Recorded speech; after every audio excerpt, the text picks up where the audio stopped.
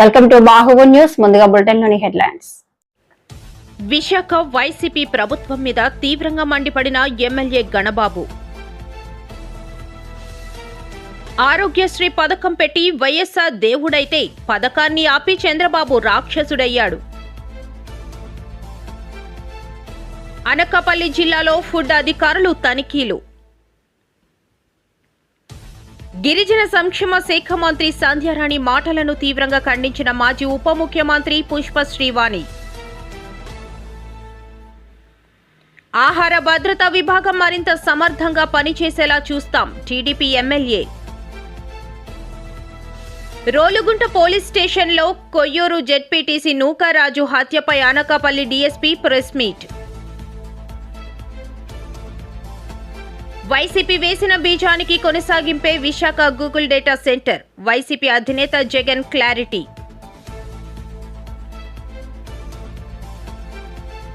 Narsipatnam RDO కార్యాలయం వద్ద గురువారం బీఎస్పీ నిరసన కార్యక్రమం.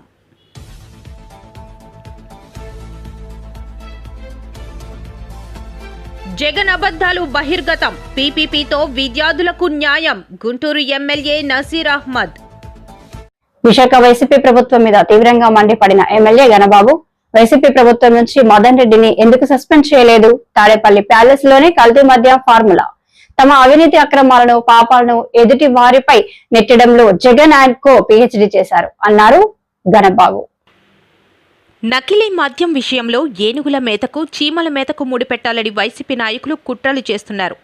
గత 5 ఏళ్లు లిక్కర్ మాఫియా నడిపి 3,500 కోట్ల రూపాయలు దోచుకున్న విషయాన్ని ప్రజల దృష్టి మళ్లించడానికి జగన్ కుట్రలకు ప్లాన్ చేశాడు. అందులో భాగంగానే చిత్తూరు జిల్లా ములకల చెరువు, ఇబ్రహీంపట్నం నకిలీ మద్యం. కూటమి ప్రభుత్వం ప్రతిష్టను దెబ్బతీయాలన్న ఉద్దేశంతోనే కుట్రపూరితంగా కల్తీ మద్యం ఫార్ములాను తాడేపల్లి ప్యాలెస్లో తయారు చేశారు. అందులో భాగంగా సెప్టెంబర్ 24న ఆఫ్రికాకు వెళ్లేందుకు టికెట్ బుక్ చేసుకున్న జనార్దనరావును 23వ తేదీన జోగి రమేష్ను ఇంటికి పిలిపించుకున్నారు. జనార్దనరావు, జోగి రమేష్ చిన్ననాటి స్నేహితులు కావడంతో నకిలీ మద్యానికి పక్కా ప్రణాళికలు రచించారు. జోగి రమేష్ అనుచరుడు సురేష్ మొలకల చెరువు కల్తీ మద్యం తయారీ కేంద్రం ఆచూకీ ఎక్సైజ్ అధికారులకు ఫోన్ చేసి చెప్పాడు. మీ కుట్రను కూటమి ప్రభుత్వానికి ఆపాదించేందుకు ప్రయత్నించారు.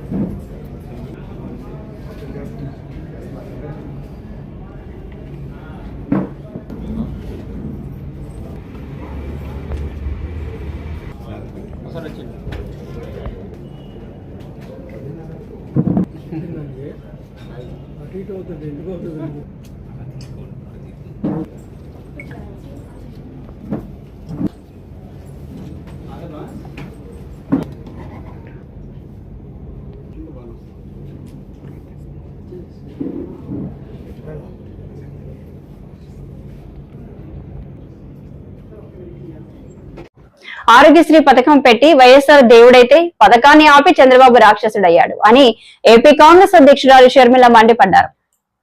ఆరోగ్యశ్రీ పేరు ఏదైనా సరే పథకాన్ని కొనసాగించాలని కోరుతున్నాను. నారావారి ఆరోగ్య సేవ అని పెట్టుకున్నా మాకు అభ్యంతరం లేదు అన్నారు.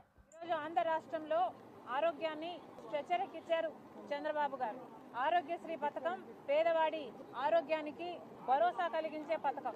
అలాంటి ఆరోగ్యశ్రీని అంటే పేదవాడికి వైద్యం ఇచ్చే ఆరోగ్యశ్రీని చంద్రబాబు గారు స్ట్రెచర్ ఎక్కించారు. మెల్లగా ఆరోగ్యశ్రీని మొత్తానికే మూసేయడానికి, ఆరోగ్యశ్రీని కోమాలకు పంపించడానికి ప్రయత్నం చేస్తున్నట్టుగా కూటమి సర్కార్ చర్యలు కనిపిస్తున్నాయి. ఇది ఎక్కడి అన్యాయం అని అడుగుతున్నాం. నిజానికి రాజశేఖర్ రెడ్డి గారికి అంత మంచి పేరు వచ్చింది అంటే దానికి కారణం ఆరోగ్యశ్రీ లాంటి పథకాలు. మనసున్న నాయకునిగా రాజశేఖర్ రెడ్డి గారు నిరూపించుకున్నారు అంటే దానికి కారణం పేద ప్రజల పట్ల ఆయనకున్న ప్రేమ. డాక్టర్ గా, ఒక రాజకీయ నాయకుడిగా పాదయాత్ర చేసిన అప్పటి కాంగ్రెస్ పార్టీ రాష్ట్ర అధ్యక్షుడిగా రాజశేఖర్ రెడ్డి గారు పేదవాడికి ఆరోగ్యం విషయంలో భరోసా కలిగించాలి అన్న విషయం గమనించి రాజశేఖర్ రెడ్డి గారు ఆరోగ్యం కోసం, వైద్యం కోసం పేదవాడు ఆస్తులు అమ్ముకోకూడదు, అప్పులు పాలు కాకూడదు. పేదవాడికి కూడా మంచి వైద్యం అందాలి. ప్రైవేట్ ఆసుపత్రుల్లో, కార్పొరేట్ ఆసుపత్రులలో బెస్ట్ వైద్యం పేదవాడికి కూడా అందుబాటులో ఉండాలి అని తెచ్చిందే ఆరోగ్యశ్రీ పథకం. రాజశేఖర్ రెడ్డి గారి గుండెల్లో నుంచి పుట్టిన పథకం ఆరోగ్యశ్రీ పథకం. ఎంతమంది లక్షల మంది, కోట్ల మంది ఆరోగ్యశ్రీ పథకం ద్వారా లబ్ధి పొందిన వాళ్ళు ఉన్నారు. ఈ రోజు వరకు కూడా, ఇప్పటికీ కూడా ఇన్ని సంవత్సరాలు గడిచిన తర్వాత కూడా సంవత్సరానికి కనీసం 30 లక్షల మందికి ఆరోగ్యశ్రీ పథకం వర్తిస్తుంది. ఆరోగ్యశ్రీ వాళ్ళ ఆరోగ్యాన్ని, వాళ్ళ కుటుంబాన్ని నిలబెడుతుంది, పునర్జన్మనిస్తుంది. అలాంటి పథకం ఈ ఆరోగ్యశ్రీ పథకం. కానీ కూటమి సర్కార్ వైఖరి చూస్తుంటే ఆరోగ్యశ్రీని బతికి ఉంచే ఉద్దేశం లేదు అన్నట్టుగా కనిపిస్తుంది. ఎందుకు అని అడుగుతున్నాం. నిన్న ప్రైవేట్ ఆసుపత్రులకు చెందిన మేనేజ్మెంట్లందరూ ఆరోగ్యశ్రీ బిల్లులు, బకాయిలు చెల్లించకపోతే వాళ్ళందరూ గత 14 రోజులుగా అసలు ఆరోగ్యశ్రీ కేసులను తీసుకోవడమే మానేశారు. అంటే గత 14 రోజులుగా పేదవాడు ఒక ఆసుపత్రికి వెళ్లి నాకు వైద్యం చేయండి అంటే లేదు, ఆరోగ్యశ్రీ వర్తించటం లేదు, ప్రభుత్వం బకాయిలు చెల్లించటం లేదు. అనకాపల్లి జిల్లాలో ఫుడ్ అధికారులు తనిఖీలు. పట్టణంలోని రింగ్ రోడ్ జంక్షన్ లో ఉన్న మోర్ షోరూమ్ లో ఆహార భద్రతా అధికారులు తనిఖీలు నిర్వహించారు. అనకాపల్లి జిల్లాలో ఫుడ్ అధికారులు తనిఖీలు. పట్టణంలోని రింగ్ రోడ్ జంక్షన్లో ఉన్న మోర్ షోరూంలో ఆహార భద్రత అధికారులు తనిఖీలు నిర్వహించారు. కాలం చెల్లిన 5 లీటర్ల ఆయిల్ డబ్బాలు, జ్యూస్ ప్యాకెట్లు తదితర వస్తువులు అమ్ముతుండటంపై వినియోగదారులు అభ్యంతరం వ్యక్తం చేశారు. అలాగే వినియోగదారుల నుంచి వచ్చిన ఫిర్యాదు మేరకు జిల్లా ఫుడ్ ఇన్స్పెక్టర్ సతీష్ తనిఖీలు నిర్వహించి కేసులు నమోదు చేశారు. ఈ కార్యక్రమంలో రాష్ట్ర వినియోగదారుల సంఘం నాయకులు కాండ్రేగుల వెంకటరమణ తదితరులు పాల్గొన్నారు.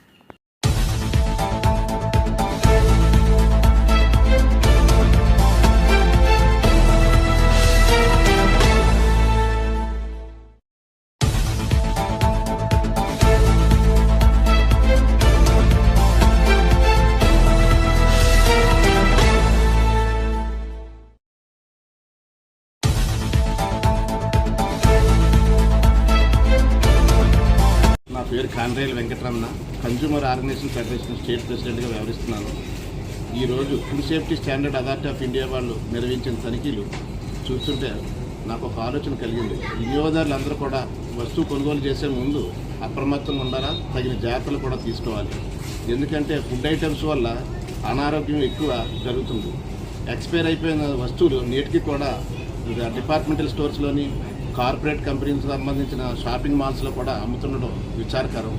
ఈ నేపథ్యంలో అనకాపల్లిలో మోర్ షాప్లోని ఈరోజు నిర్వహించిన తనిఖీల్లో ఆయిల్ ప్యాకెట్స్, జ్యూస్ ప్యాకెట్స్ ఇలాంటి తినుబండారాలకు సంబంధించినవన్నీ కూడా వెలుగులోకి రావడం ఆశ్చర్యకరణం. ఈ నేపథ్యంలో వినియోగదారులు ఎవరికైనా ఆహార పదార్థాల్లో కల్తీ కానీ అనుమానం వచ్చినట్లయితే నేషనల్ కన్జ్యూమర్ హెల్ప్ లైన్ 1915కి ఫిర్యాదు చేయాలని నేను ఈ సందర్భంగా తెలియజేసుకుంటున్నాను. అదేవిధంగా స్టేట్ కన్జ్యూమర్ అఫైర్స్ డిపార్ట్మెంట్ అయినటువంటి వినియోగదారుల వ్యవహారాలకు సంబంధించి కమిషనర్ కార్యాలయానికి, విజయవాడలో ఉన్న విజయవాడ కమిషనర్ కార్యాలయానికి, అదేవిధంగా స్థానికంగా అయితే జాయింట్ కలెక్టర్ గారికి, జిల్లా పౌర సరఫరాల అధికారికి ఫిర్యాదు చేయాల్సిన అవసరం అయితే ఉంది.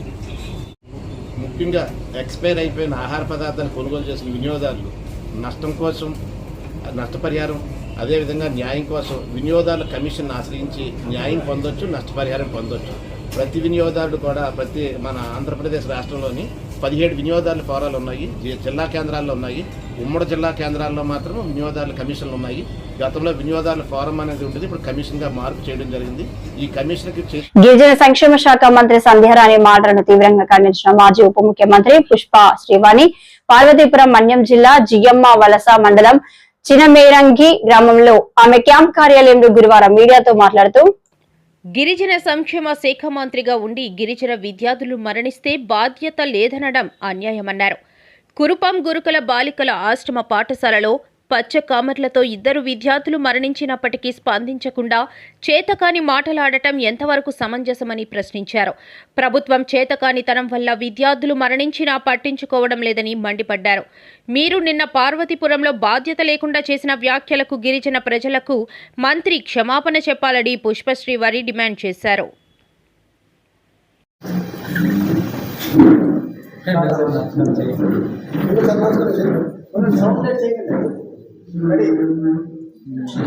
అందరికీ నమస్కారం.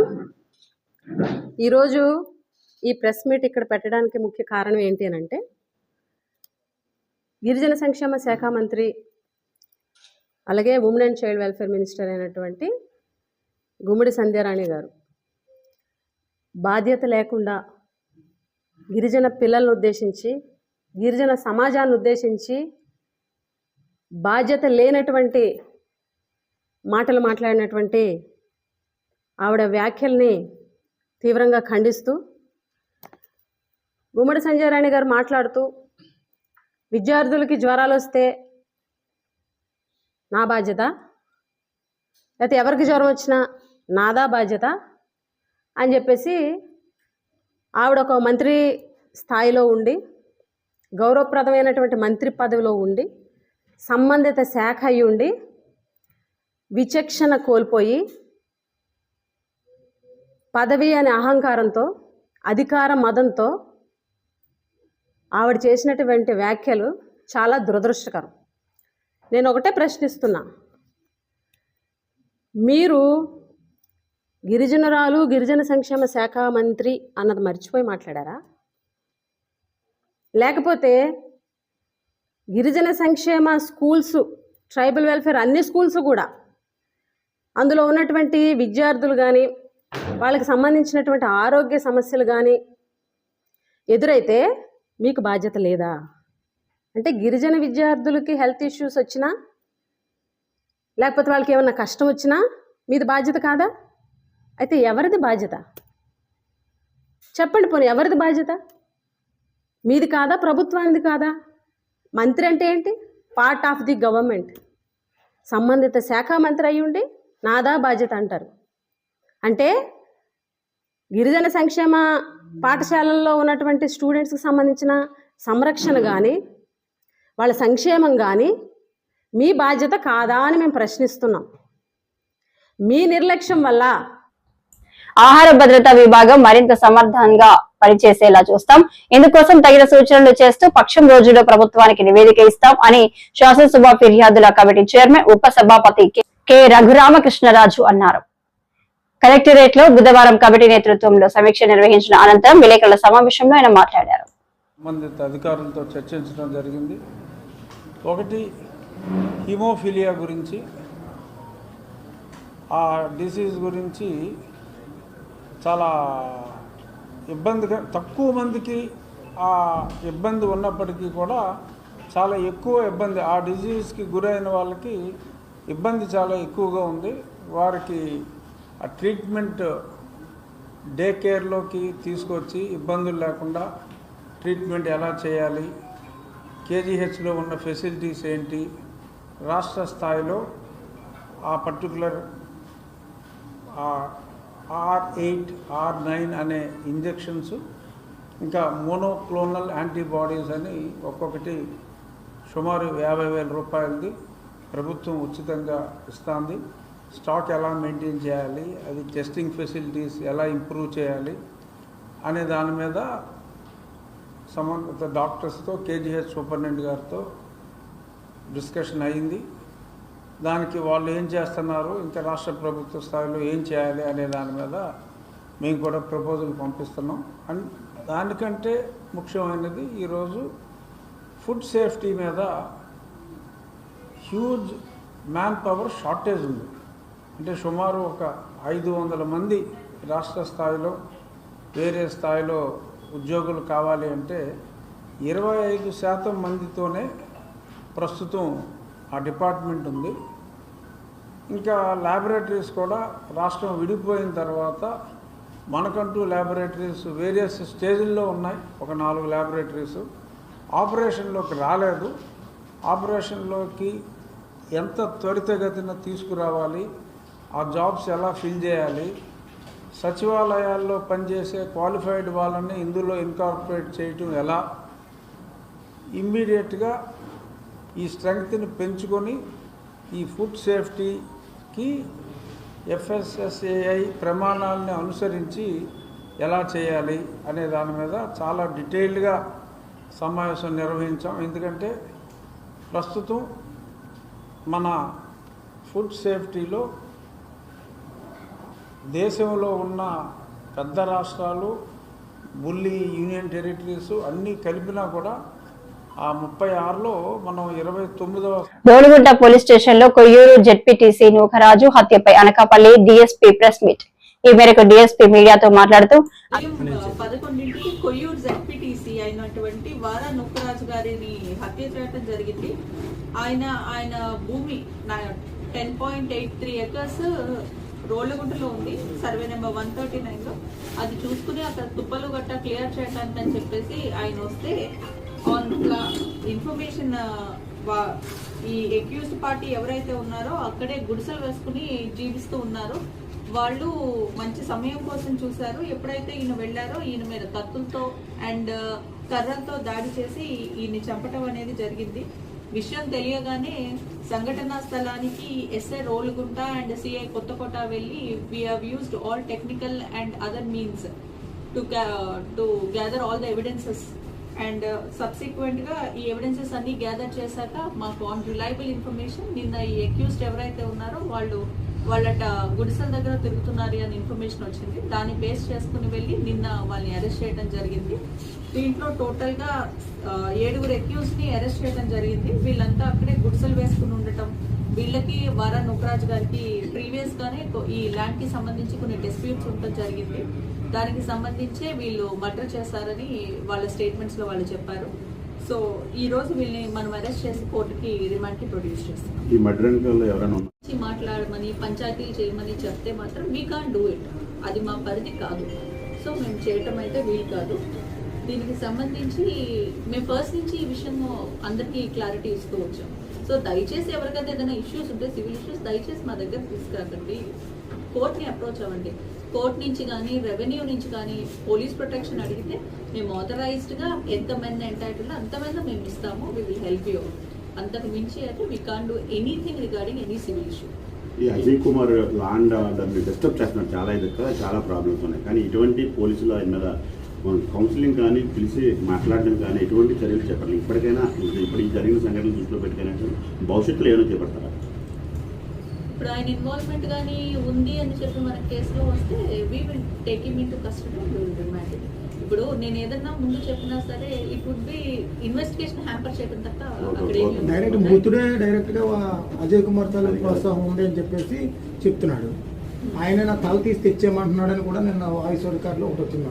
ఏదైనా మన ఇన్వెస్టిగేషన్ లో కానీ వస్తే ఇన్వెస్టిగేషన్ ప్రకారం సార్ డైరెక్ట్ గా మానిటర్ చేస్తున్నా, నేను మానిటర్ చేస్తాను. ఇప్పుడు మనం చెప్పే ఏ ఫ్యాక్ట్ అయినా ఇన్వెస్టిగేషన్ ని హ్యాంపర్ చేస్తాను, అందుకోసం అని చెప్పేసి నేను చెప్పాను.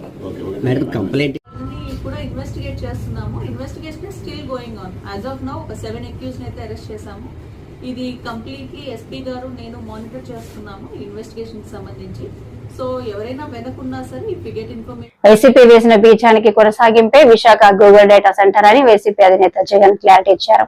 వైసీపీ ప్రభుత్వం అదాని, కేంద్ర ప్రభుత్వం, సింగపూర్ ప్రభుత్వాల సమిష్టి కృషి ఇది అని చెప్పుకొచ్చారు. 2023లోనే డేటా సెంటర్ కు శంకుస్థాపన కూడా చేశామని మీడియా సమావేశంలో వెల్లడించారు.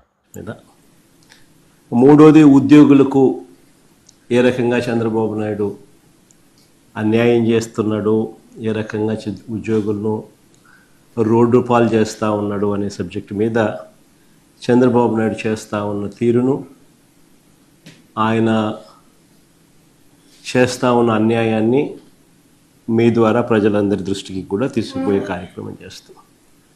ఒక చిన్న సబ్జెక్ట్ అయినా కూడా వ్యవసాయం ఒక సబ్జెక్ట్ ఉంది. వ్యవసాయంలో చంద్రబాబు నాయుడు ప్రస్తుతం పరిస్థితుల్లో కూడా చంద్రబాబు నాయుడు ఏ రకంగా, ఇన్ఫ్యాక్ట్ మా పక్క రాయలసీమలో అయితే బుడ్డశనగ పంట ఇప్పుడు వేస్తారు. సో వేస్తూ ఉన్న పరిస్థితుల్లో రైతులు పడతా ఉన్న ఇబ్బందులు, ఈ ప్రభుత్వం రైతుల పట్ల నిర్లక్ష్య వైఖరిని వివరిస్తూ 4వ సబ్జెక్ట్ మీద కూడా టచ్ చేస్తాను. సో మొదటి సబ్జెక్టు, ఈ మొదటి సబ్జెక్టు నకిలీ మద్యంలో ప్రస్తుతం జరుగుతూ ఉన్న డ్రామాల మీద ఇటువైపున స్టోరీ, ఇటువైపున వర్షన్. ఈరోజు రాష్ట్రంలో నిజంగా గమనిస్తే వ్యవస్థీకృత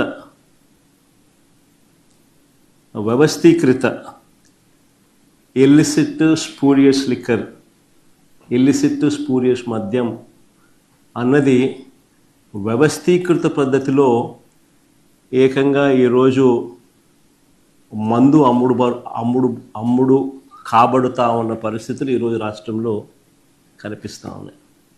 ఫస్ట్ టైం నిజంగా ఒక స్పూరియస్ లిక్కర్ కానీ ఇల్లిసిట్ లిక్కర్ కానీ ఒక వ్యవస్థీకృత పద్ధతిలో ఏకంగా మద్యం విక్రయాలు జరుగుతూ ఉండడం అన్నది ఎప్పుడు ఇంతకుముందు ఈ రకమైన మాఫియా అనేది బహుశా ప్రపంచ చరిత్రలో ఎప్పుడు చూసినాం, అది కూడా ఇప్పుడు గమనిస్తూ ఉన్నాం. ఏకంగా నకిలీ మద్యం చిన్నపాటి ఫ్యాక్టరీలే కనిపిస్తూ ఉన్నాయి రాష్ట్ర వ్యాప్తంగా. నకిలీ మద్యం అంటే ఇల్లిసిట్ అండ్ స్పూరియస్ లిక్కర్ ఏదైతే తయారు చేస్తూ ఉన్నారో వారి మద్యాన్ని వారి లిక్కర్ షాపుల ద్వారా, అంటే వారి మాఫియా లిక్కర్ షాపుల ద్వారా, ఈరోజు గవర్నమెంట్లో ఈరోజు షాపులు నడుపుతూ ఉండేటివి అందరూ కూడా ఏ రకంగా వాళ్ళకి షాపులు వచ్చాయి. నర్సీపట్నం ఆర్డీఓ కార్యాలయం వద్ద గురువారం బీఎస్పీ నిరసన కార్యక్రమం చేపట్టింది. పార్టీ రాష్ట్ర కార్యదర్శి కృష్ణ మాట్లాడుతూ నిర్మాణంలో ఉన్న మెడికల్ కాలేజీ నిర్మాణాల వద్ద ఆందోళన చేపడుతున్నామని తెలిపారు. ప్రభుత్వ నిర్వహణలో మెడికల్ కాలేజీలు ఉండాలని ఆయన డిమాండ్ చేశారు.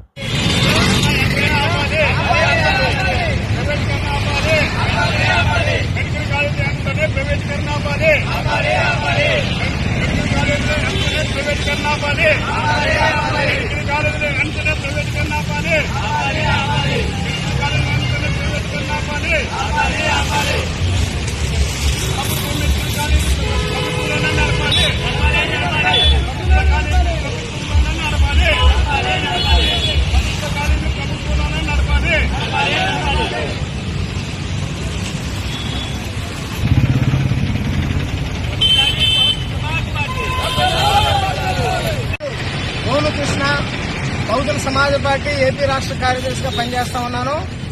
ఈరోజు బహుజన సమాజ్ పార్టీ రాష్ట్ర అధ్యక్షులు గౌరవనీయులు కందిల గౌతమ్ కుమార్ గారు ఇచ్చిన ఆదేశాల మేరకు ఇటీవల మరి కూటమి ప్రభుత్వ అధీనంలో నడుస్తున్నటువంటి మెడికల్ కాలేజీలన్నింటినీ ప్రైవేటు పరం చేయాలని చెప్పేసి ఒక కుట్రతో ఇవాళ ఒక విధానాన్ని తీసుకోవడం జరిగింది.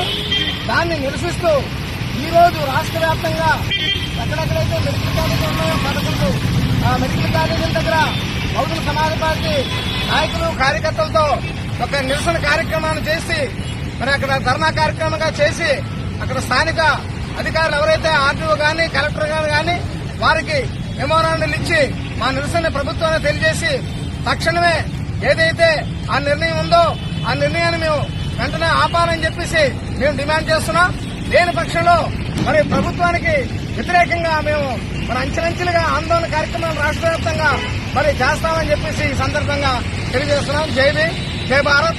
ఈ కార్యక్రమంలో మరి విశాఖపట్నం అనకాపల్లి జిల్లా నాయకులు, విశాఖపట్నం జిల్లా అధ్యక్షులు భీమశెట్టి విశ్వనాథం గారు, అలాగే విశాఖపట్నం జిల్లా నాయకులు సదరాల రమేష్ గారు, రాజువాక అసెంబ్లీ అధ్యక్షులు కందిపాల అప్పారావు గారు, మీ పేరు కూడా చెప్పండి.